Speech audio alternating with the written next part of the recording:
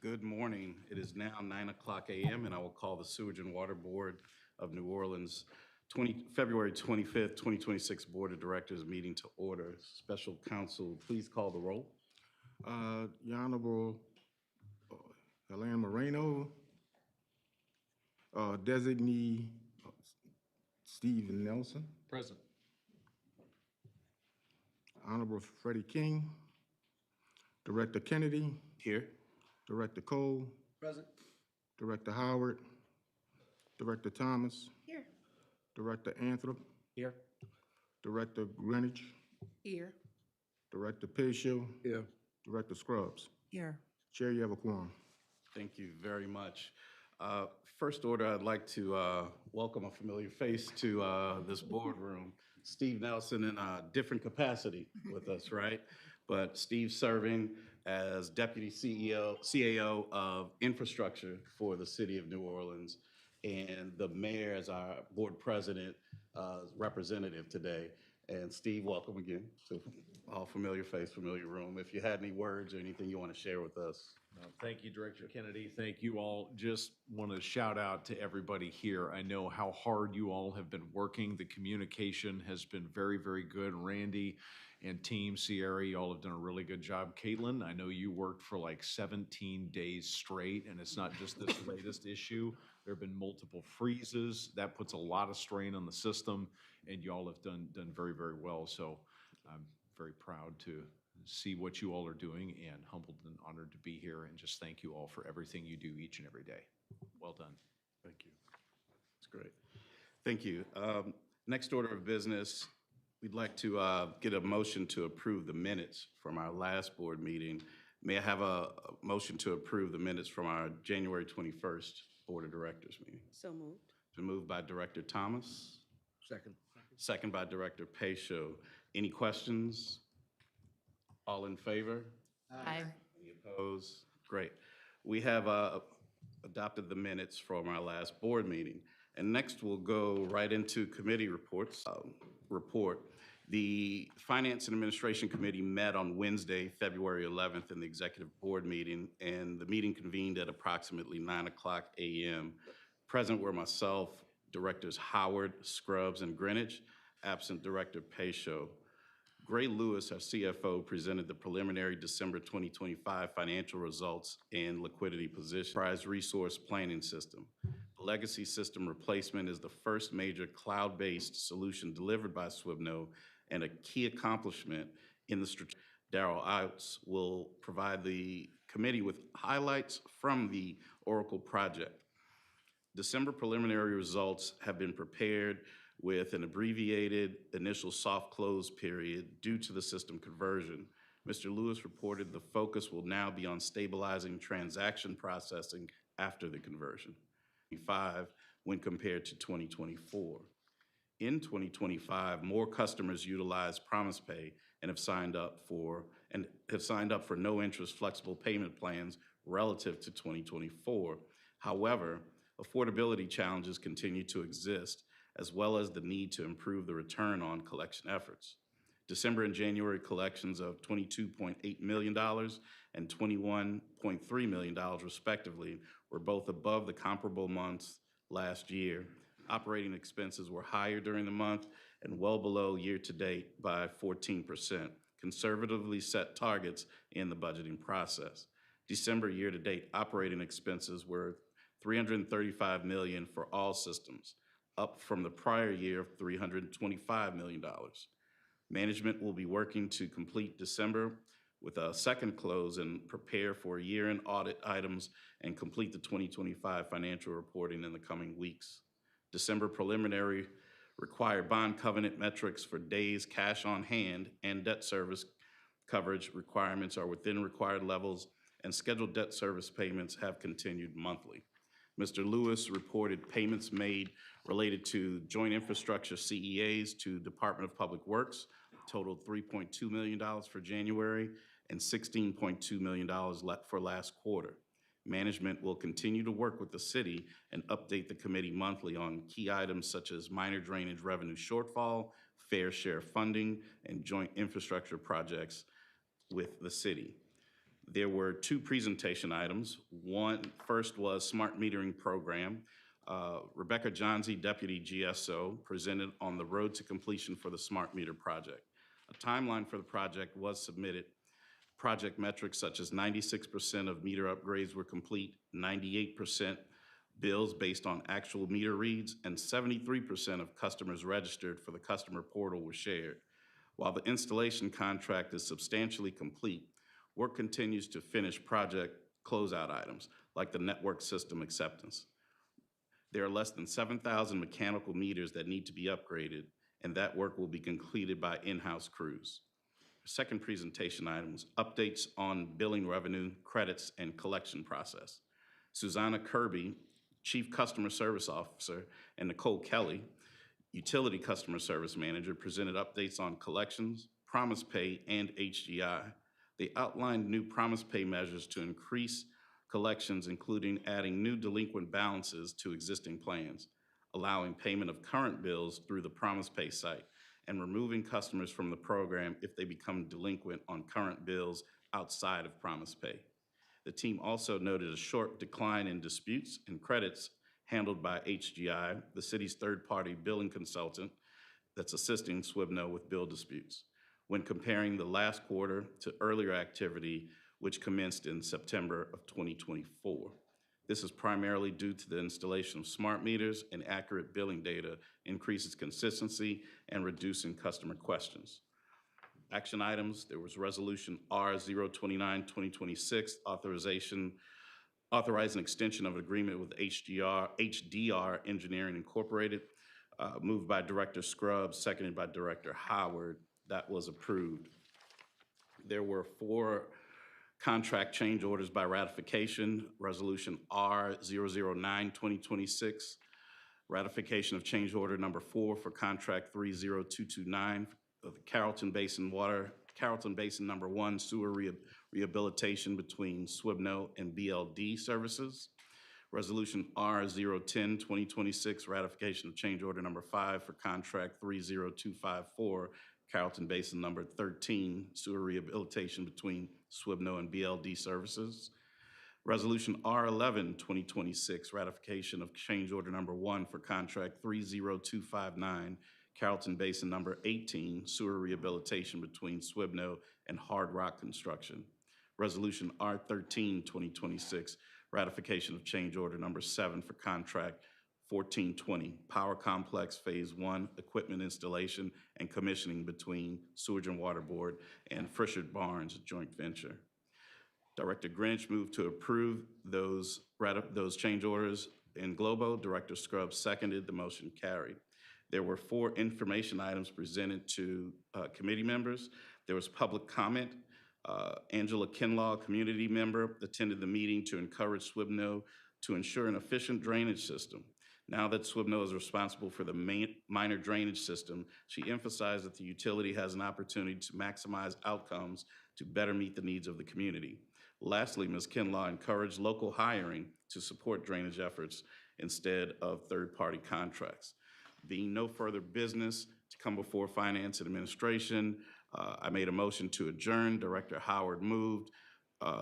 Director Greenwich seconded. The motion carried, and the meeting was adjourned at approximately 9:43 a.m. And that is the committee report for Finance. May we have a motion to approve those minutes? Moved by Director Pacho, seconded by Director Greenwich. All in favor?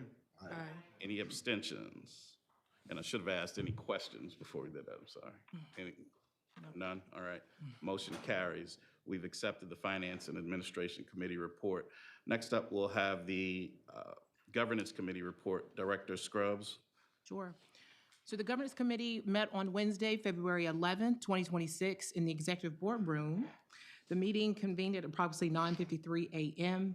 Present were Director Kennedy, Director Howard, Director Thomas, and myself. Our non-committee member, Director Greenwich, was also present. Absent was Director Cole.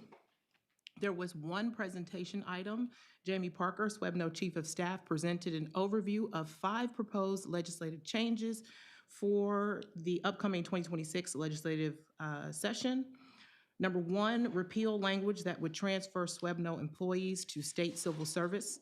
As a continuation of the 2025 legislation efforts, SWEBNO is seeking a cleanup bill to repeal language that would transfer SWEBNO employees to state civil service. Keeping employees in city civil service aligns with the desires of employees, which has been publicly supported by the Board of Directors. Number two, to enable SWEBNO to use public funding allocated for the lead service line project to replace, lead service line project to replace lines located on private property. This change would allow SWEBNO to use public funds received to replace lead service lines located on private property, enabling the utility to comply with federal requirements that lines on both sides of the water meter are lead-free. Number three, request the development and implementation of a formal process based on best practices for the City Council to evaluate water and sewer rate proposals. SWEBNO is seeking a formal process developed in collaboration with the City Council for the Council to hear and evaluate water and sewer rate proposals and make a decision in a timely manner. Number four, amend deadline to submit annual financial report to the City Council and allow SWEBNO to post the report on the utility's website. SWEBNO seeks to amend the deadline at its annual financial report due at the City Council to align with the completion and publication of its annual comprehensive financial report. SWEBNO is also seeking to share the financial report on its website as a more cost-effective measure instead of publishing it in the official journal of the parish. And finally, number five, to amend statutes to streamline and clarify SWEBNO procurement procedures. SWEBNO seeks to align its procurement procedures and thresholds, which are specific to the utility, to align with the procurement procedures and thresholds that are applicable to other agencies statewide. Committee members inquired if there were additional needs that should be raised during the upcoming session and whether SWEBNO leadership is aware of any potential bills that may impact the utility. Mr. Randy Heyman, our Executive Director, explained that the list was developed considering the time and resources that may be needed to ensure success. God bless you. He also noted that staff will be monitoring other bills that are filed that may affect SWEBNO. We then entered executive session. I presented a motion to do so pursuant to Louisiana RS 4219 and 4217A1 to discuss the character, professional competence, or physical and mental health of interim general superintendent and interim special counsel. I presented a motion then to exit executive session. Director Thomas moved for approval, Director Kennedy seconded, and without opposition, the motion carried. Based on the discussion that took place in executive session, the Governance Committee reports that it has developed and adopted a structured executive readiness assessment framework to guide its evaluation of interim executives and inform future recommendations regarding permanent appointments as applicable. The framework provides a consistent, criteria-driven approach to assessing leadership readiness across operational, strategic, compliance, and organizational dimensions. The committee has begun utilizing the framework and anticipates providing a further update to the board in the first quarter of 2026. The detailed framework is available for board members' review and will continue to be refined as part of the committee's governance oversight responsibilities. In addition to the committee the committee considered the importance of formalizing executive level succession planning as part of its broader governance responsibilities. The committee aligned with executive leadership on the need to develop a written succession framework covering executive leadership positions that report directly to the board, as well as any other critical roles identified by staff. That recommendation appears later on today's agenda as action item VB or 5B. There was public comment from Angela Kinlaw, a resident of New Orleans, and she spoke to the committee regarding her opposition in privatization. Ms. Kinlaw also noted the importance for the city to have an effective drainage system. There being no further business to come before the Governance Committee, Director Scruggs, myself, made a motion to adjourn. Director Howard moved. Director Kennedy seconded, and the motion carried. The meeting was adjourned at approximately 10:41 a.m. Mr. Chair, that's my report. Thank you, Director Scruggs. May we have a motion to approve the Governance Committee report? Second. Moved by Director Cole, seconded by Director Greenidge. Any questions? All in favor? Aye. Any opposed, any abstentions? Thank you. The motion carries. We've adopted the minutes from the Governance Committee report. I will now present the Operations Committee report.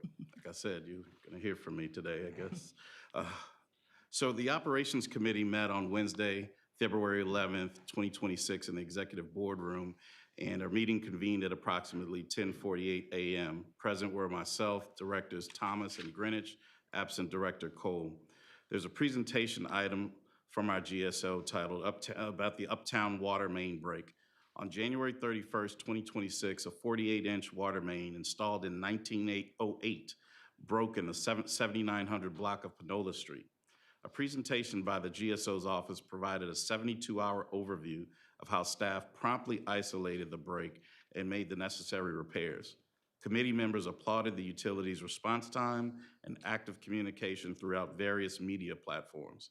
As part of the discussion, the committee asked if the cost of repairs was known and whether FEMA would be able to fund this emergency incident.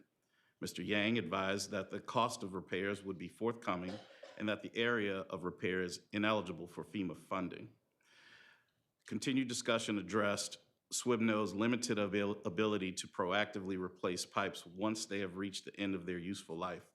A lack of funding remains the utility's biggest hurdle.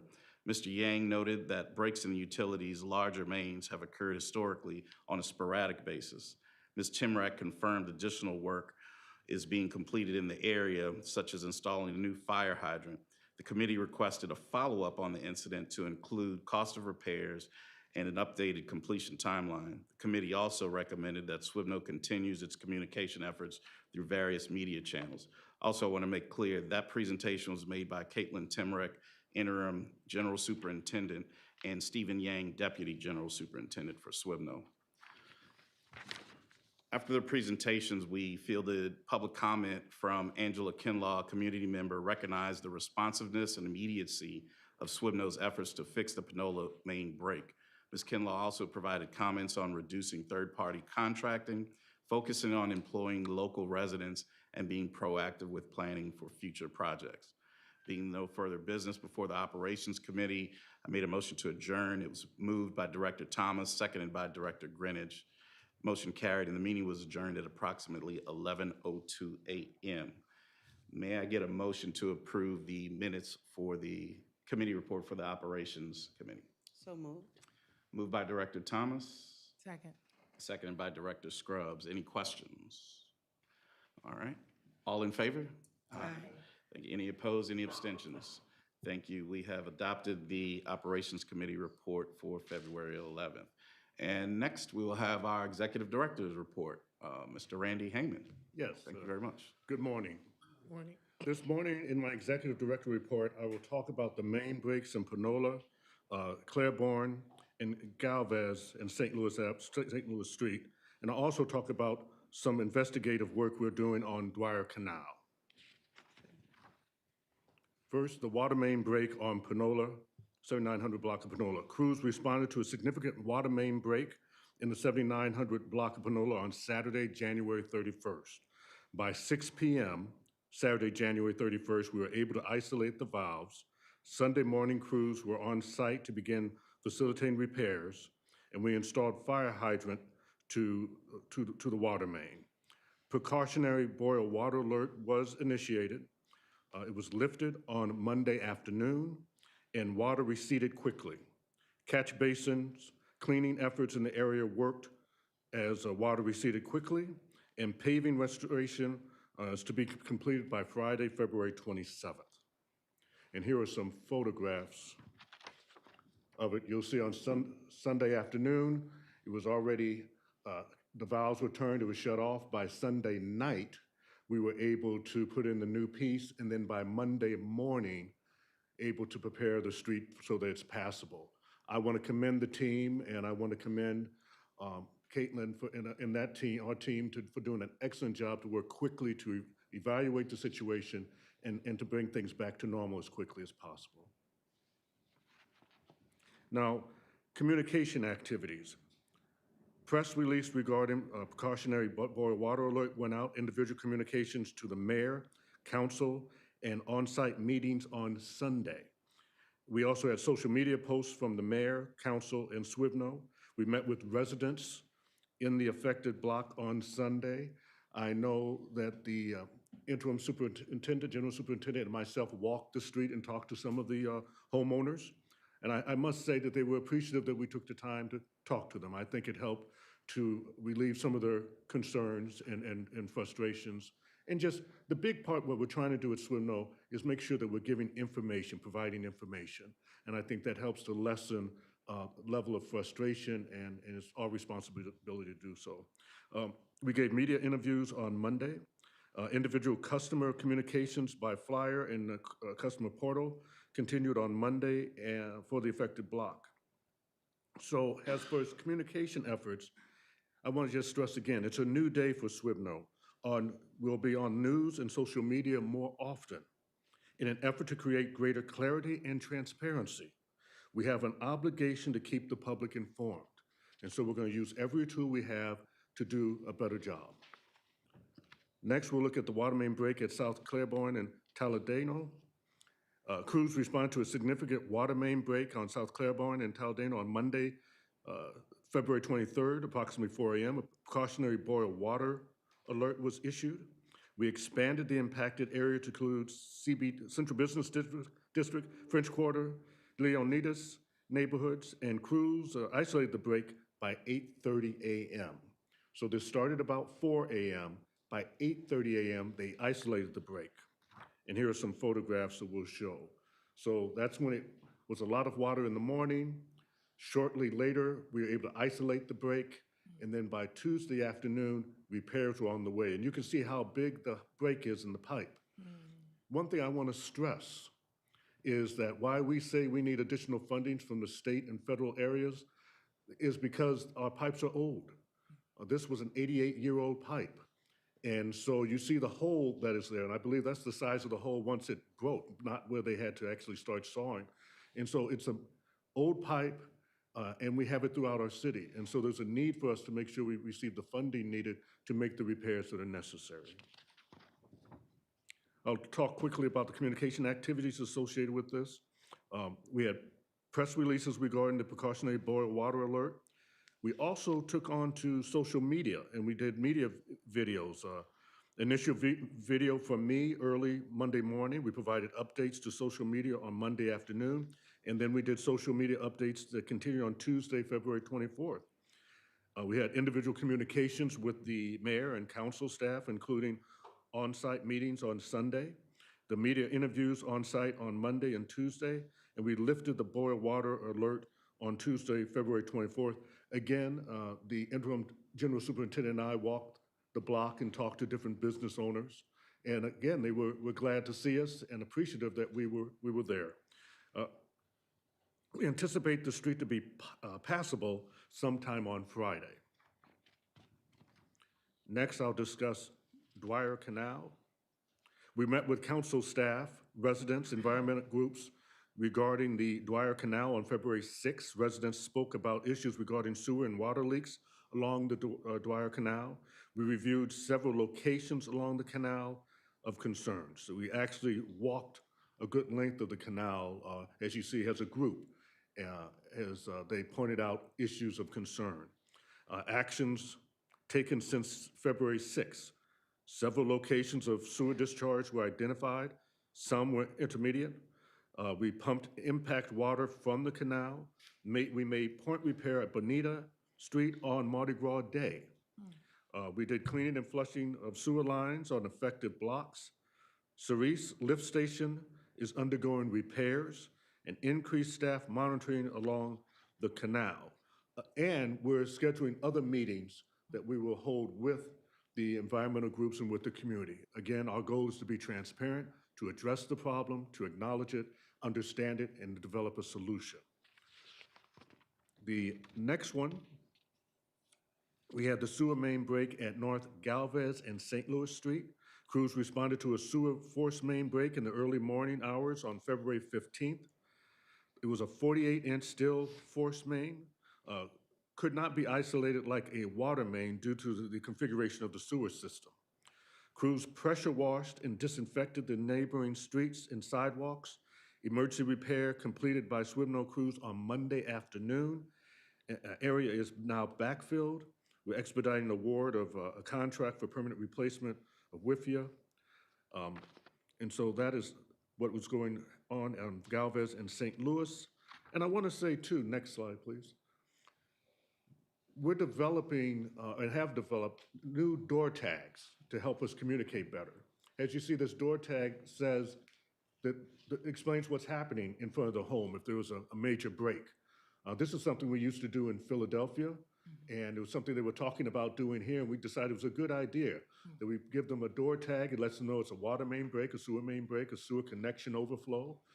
We also tell them to be cautious, and then there's a note to tell you how to file a claim if you were impacted by the situation that is outside your home.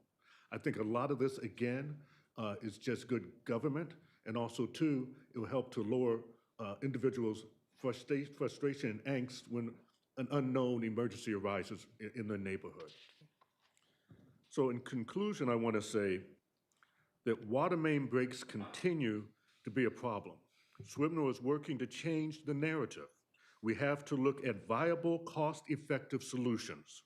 We are going to evaluate new technologies, solutions, and processes, and we're going to consider using something possibly as routine as an RFI, request for information, to bring the best and the brightest ideas for our review, while at the same time we'll continue to pursue funding from Washington and the state capitol. Thank you very much. Thank you for that report, Mr. Heyman. That was comprehensive. There was a lot going on since our last board meeting, and thank you for your leadership. Everyone on the team that's involved. I mean, you all continue to make us proud and really solidify when we say that we're pointed in a great direction. From the tangible work of repair and emergency response to a severe uptick in communications and transparency. I think I speak for everyone on the board to say we're proud and we send loads of gratitude to you for your work. Thanks. All right. Thank you. Next up, we have two action items before the board this morning. The first is Resolution R14, 2026. It's Contract 30266, a new 16-inch sewer water force main on Lafitte Street between North Durgeois and North Galvez, and a new 48-inch sewer force main on North Galvez between Conti and Lafitte. Ms. Timrak, did you have some words for us on that? Yeah, thank you. This is a contract award that we felt was prudent to bring directly to the board, given the circumstances on Galvez Street on the 15th. This contract actually is a complete replacement of that section, which is included in a contract that we received bids on. We have a low bid of about $2.8 million to actually do this work. Replace this section of main on Galvez between Conti and Lafitte, as well install a new 16-inch sewer force main. So felt it was prudent to bring this to the board so that we could proceed with the contract award process, the official process, and get that started. This is a WIFIA funded project and is about 150 days to complete this entire scope of work. Should be a little bit less to do this section on that. And so I did just want to make a note that our crews did that emergency repair ourselves that day, which was excellent. So pending any further questions, that's the request. Thank you. May we have a motion to approve R014, 2026? Before we take a motion, can we note that there's clearly a typo in the date located where the public notice was made on November 24th, 2026? Thank you. What line is that? Whereas on November 24th. Yep. How do we update that? Well, you could, Just make a note. yeah, you can adopt it with the noted corrections. What is the correct date? It would be November 24th, 2025. I see. Okay. With the, 24, 2025? Correct. Oh, okay, they said this year. Okay. So may we have a motion to adopt R014, 2026 with the updated date of November 24th, 2025. Moved by Director Cole, Second. second by Director Greenidge. Any questions? None? All in favor? Aye. Any opposed, any abstentions? No? Thank you very much. We have adopted R 014-2026 with the updated date. Next action item we have, I'm going to pass over to Director Scruggs, request for development of an executive succession plan. Sure. So as referenced in the Governance Committee report, this item reflects the committee's recommendation that the board direct development of a written succession plan. Give me my little notes here. Succession planning is a core governance responsibility. I'm sure we're all aware. It supports continuity of operations, clarity of delegated authority, and institutional stability in both planned and unplanned transitions. The Governance Committee then recommends that the board direct the executive director and staff to develop, in consultation with the Governance Committee, a written succession plan covering executive leadership positions that report directly to the board, as well as any other critical roles identified by staff. The draft should be presented to the board within 2 months or 60 days. The plan should include emergency and planned succession protocols, clarify interim authority and delegation of powers, and all other parameters we would develop in consultation with the committee and largely defer to the executive director on what he thinks needs to be put in the plan. So this is a direction of the committee. It's a recommendation. So I put it on the floor for you, Mr. Chair. Thank you very much. And my understanding is procedurally, since this is brought forth by the committee, we don't need a motion. We can go straight to a vote. Yep. So all in favor? Any opposed? Any question? Any abstentions, rather? Any questions? What did we just, we're voting to develop it? Yes. So the motion is to direct staff to develop it. Okay. Yeah. We're good. Well, you already voted, so. Well, it happens. Any other questions? We can, any other questions? I want to make sure we're, okay. All right. And there were no abstentions, so all approve? Yep. That's approved. Thank you very much. Next, we have corresponding resolution 5,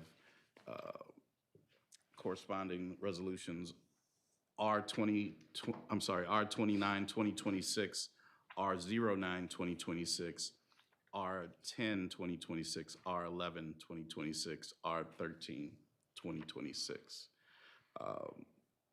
And those are in Globo, correct? That is correct. Okay. Do we have any presentation on that, or is that, okay. May we have a motion to approve those corresponding resolutions? So moved. Moved by Director Greenidge, Second. second by Director Scruggs. Any questions? Is the HDR one is the communications? It is. Okay. All right, all in favor? Aye. Aye. All right, any opposed, any abstentions? Yeah. All right, those corresponding resolutions carry. Thank you very much.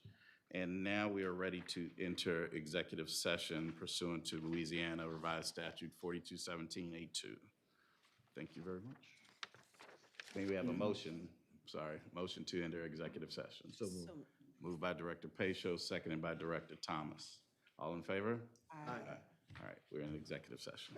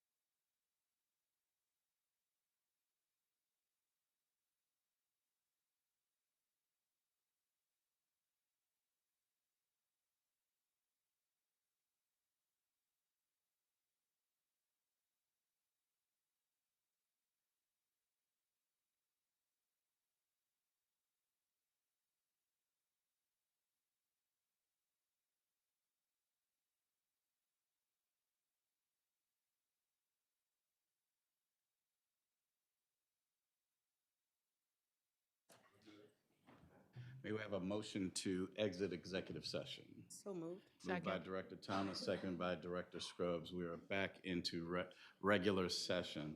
May we have a motion to adopt special counsel's recommendation? So moved. Moved by Director Pacho, seconded by Director Scruggs. That wouldn't yield any questions, I believe. All in favor? Aye. Any opposed, any abstentions? Thank you. The motion to accept special counsel's recommendation carries. All right. Next, we have 8 information items for board members. Are there any comments from the board before we go to public comments? None, seeing none. Any public comments? 1, 2. Thank you very much. All right, first up, we have Angela Kinlaw, a community member. Ms. Kinlaw.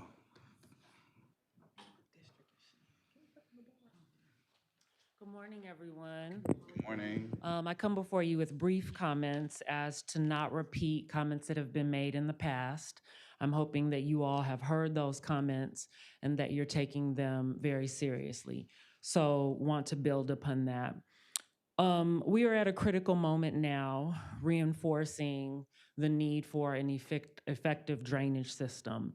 And I want to name some specific things. When it comes to the drainage system, we are talking about prioritizing.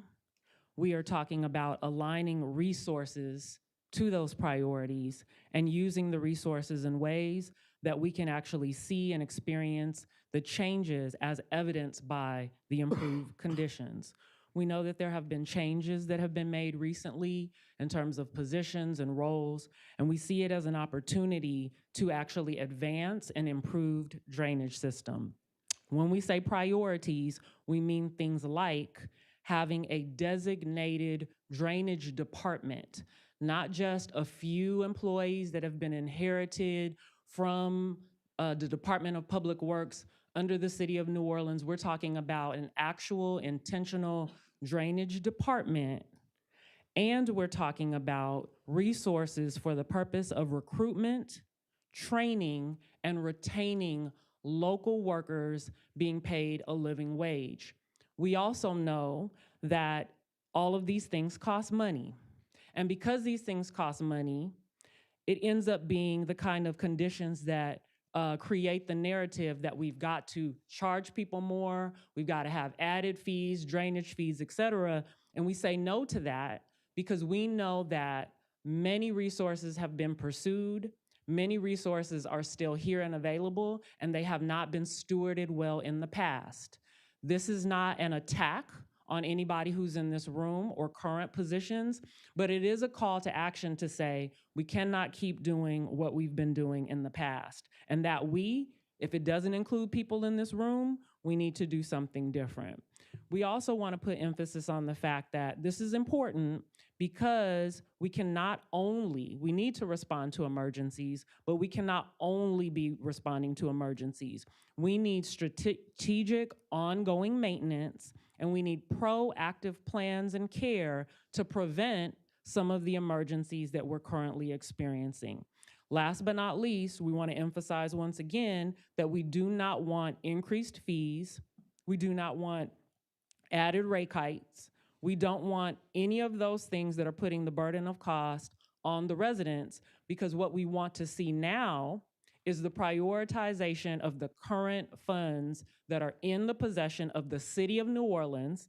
Please take that back, Steve Nelson, and to the Sewerage and Water Board. We mean that because we know that millions and billions of dollars have come in the past and have still not been used in alignment with an effective drainage system, or we would have one.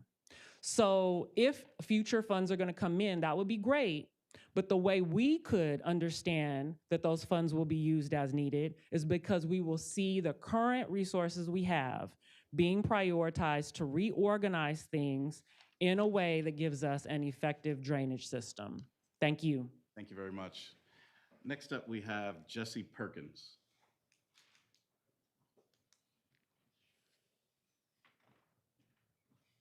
Good morning.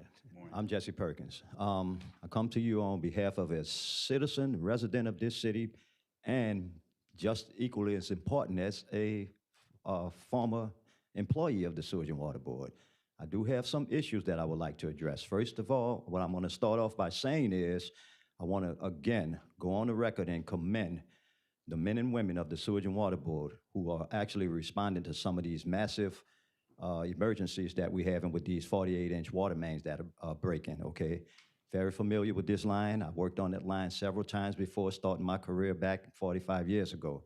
But I just want to stress the importance of, you know, putting a spotlight on these guys, okay? Because some of these water isolations could be very complex, as I said before in City Hall.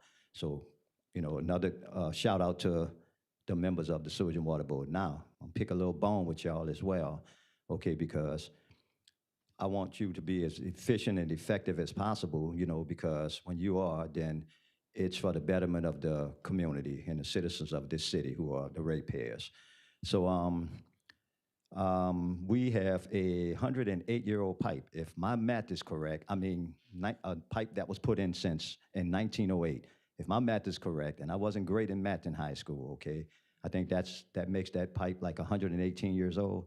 It's way past its shelf life, okay? So we've been talking about this when I started my career 45 years ago. And, you know, the conversations need to be had. But my concern is we having conversations when these things arise, and, you know, because everybody's like, whoa, we got to do something. But then we're in panic mode. Then after the dust settles, then we go back to what we normally do, okay? Business of the day, whatever that is. So I hope you really got what I'm saying. Okay, so now moving along. As I speak right now, I was concerned about a very critical situation with fire hydrants, okay, and how important they are to everything out here, you know, emergency situations with fires and what have you, okay? And we weren't stocking these fire hydrants, okay? Ask me how I know. I probably won't say, but I know. So, but as I speak right now, that is being addressed, okay? My other concern is supplying the workers with the necessary equipment and the tools that they need to carry out these jobs. We out there putting Band-Aids on on stuff because it's what we do. Okay, we have all these pipes, and it's impossible to replace all the pipes all at once. Okay, if we started replacing these pipes today, we'd probably be 100 years later still doing it because as time progresses, you're gonna have to replace what you already replaced 20, 30, 40 years ago, right? We know that. So we in the business of putting Band-Aids on stuff, right? But we're not adequately ordering the material that we need, okay? And I'm telling y'all, I know this, so don't try to dispute me on it, okay? And just listen to what I'm saying and take it very serious because Appreciate your words, I know. Mr. Perkins. Okay, I'm not done. I'm not done. I'm not done, sir. I'm not done. There's no time. There's nobody else speaking, and I want to finish what I'm saying because I'm just what trying I'm to follow saying. the rules. Well, look. That's all. Follow my rule right now because I have something to say that you all need to hear, okay? And I'm we're gonna happy say to it. hear. Thank you, Mr. Perkins. After I say what I say, then I'm gonna sit down. Do you all watch TV every day? Do you all know what mesothelioma is? Okay? Okay, y'all want to listen to this. Mesothelioma. You have these guys out here working on these AC pipes, asbestos cement pipes, and you all don't have a comprehensive plan in place to protect the men, okay? Y'all know what the latency period it is for people that's been exposed to asbestos cement? I was one of them that was exposed to that stuff, okay? The latency period after a man or anyone that has been exposed to